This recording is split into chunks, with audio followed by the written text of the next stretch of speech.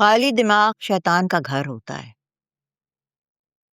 मानी अपने आप को मसरूफ रखेगा तो फजूल ख्यालात से महफूज रखेगा अपने आप को। Good morning. Good morning, good morning. तुम तो बड़ी सवेरे जाग गए। मेरा ख्याल था बहुत देर से उठोगे। रात को इतनी देर से सोए जो थे। दादू लेकिन सोया बहुत सुकून की नींद में। बहुत सारी टेंशन्स थी जो रात को खत्म हो गई। टेंशन? ये कोई उम्र है टेंशन पालने की? अब खुशी से कौन पालता है दादू? हाँ, अगर अपने ही मेहरबान हो जाए तो कुछ टेंशन हैं जो सारी उम्र के लिए जिंदगी का हिस्सा बन जाती हैं। क्या मतलब? क्या कहना चाहते हो? दादू, मैं कहना चाह रहा था कि जब इतनी प्यार करने वाली दादू हो किसी के पास तो भला उसे कैसी टेंशन। जैसे तुम हर बात मानते हो मेरी, है ना? कल रिजल्ट है हमारा। कल है? चलो, all the best. Thank you. Allah करे बहुत अच्छे नंबरों से कामयाब हो तुम। ऐसे मुझे अच्छा लगा कि तुमने सिर्फ अपने रिजल्ट की बात नहीं की। तुमने कहा हमारा रिजल्ट। तुम्हारा इशारा नवाल की तरफ होगा जरूर कि तुम्हारा और नवाल का रिजल्ट है। दादू, मैं तो अपने और निम्रा के रिजल्ट की बात कर रहा था, लेकिन जी नवाल का भी रिजल्ट आ रहा है। दुआ करें कि वो पास हो जाए। इंसान बनो मानवी।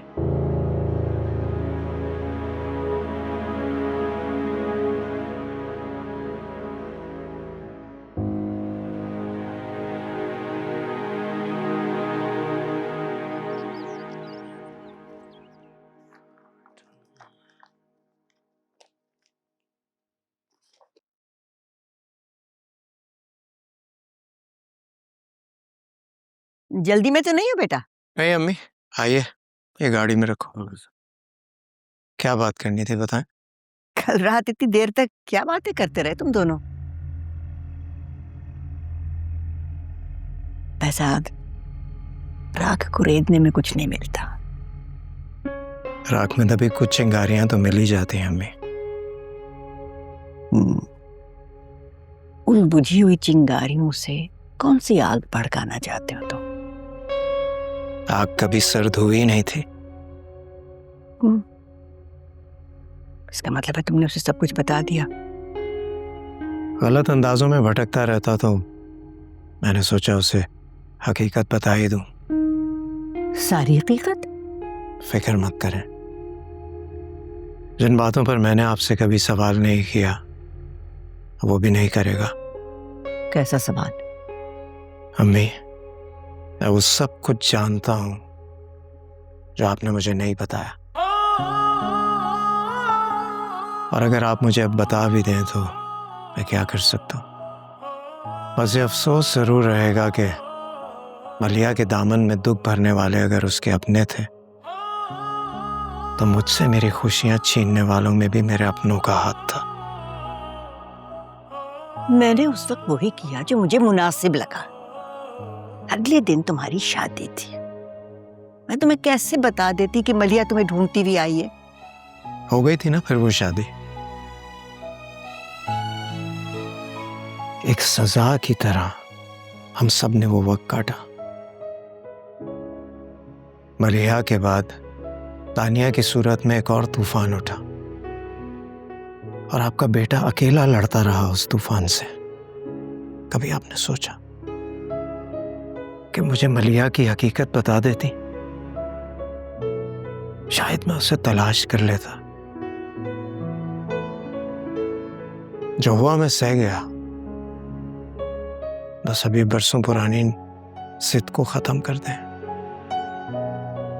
मेरे लिए तो आप मलिहा के पास कहीं नहीं थी। मानी की खातिर निम्रा का हाथ मांगने चली जाए।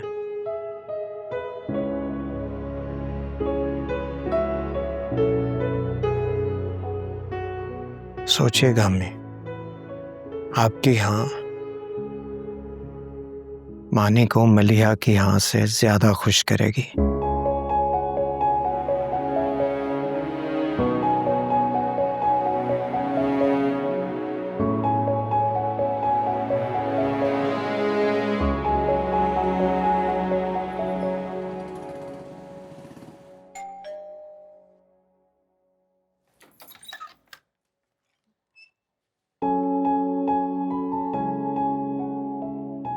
चैन नहीं है तुम्हें?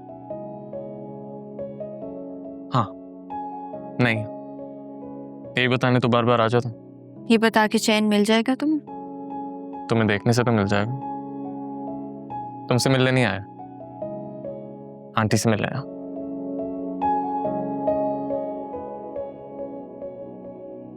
उनसे सवाल करके उन्हें डिस्टर्ब मत करो। आज कोई सवाल नहीं करना, सिर्फ मिलना है। और ये तो तुम जानती हो कि मिले बगैर मैं टलूंगा नहीं। कौन है निम्रा? एक्सक्यूज।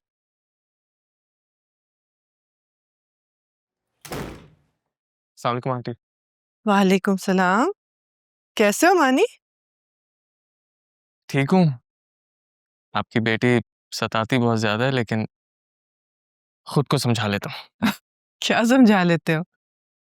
यही कि हमेशा वक्त एक सा नहीं रहता। आज ये सता ले, कल मेरा वक्त भी आएगा। अरे आएगा ना आंटी? क्या मतलब? मैं आप ही से मिलने आया हूँ। हाँ, पहले जब भी आपसे मिला, आपको कभी गौर से नहीं देखा। जब भी मिला, जज्बात की राह में बहकर कभी खुद को, कभी निम्रा को, कभी पापा को मजलूम समझा। लेकिन आपकी आंखों में ठहरे इस गम को कभी देख नहीं पाया।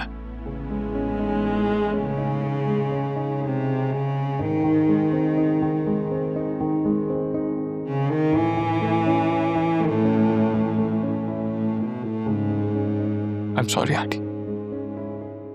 किस बात के लिए बेटा? मुझे तुमसे कोई शिकवा नहीं है।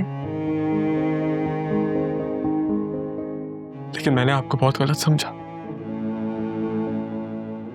पता नहीं क्यों भूल गया कि पापा ने जिससे मोहब्बत की है वो तो कभी गलत हो ही नहीं सकती। अच्छा ये बताओ, चाय पियोगे या कॉफी? ये तो आप बताएं, नदामत दूर करने के लिए कॉफी पीनी चाहिए कि चाय? यकीन मानो, मुझे तुमसे कोई शिकवा नहीं है। मुझे तो फख्र है कि बेहजाद का बेटा इतना समझदार है। लेकिन उनसे कम। चलो, आज तो अच्छी नीयत से कॉफी पिला दो। बातें तो सारी सुन ली तुमने हमारी। मजाक कर रहा हूं। अब तो एक ही बार पापा के साथ आके पीऊंगा। और कल रिजल्ट है, ट्रीट भी लूंगा तुमसे। ज्यादा फ्री नहीं हो रहे तुम? अब थोड़ा बहुत फ्री होने की गुंजाइश तो पैदा हो ही गई है। अच्छा देखेंगे। चलता हूँ।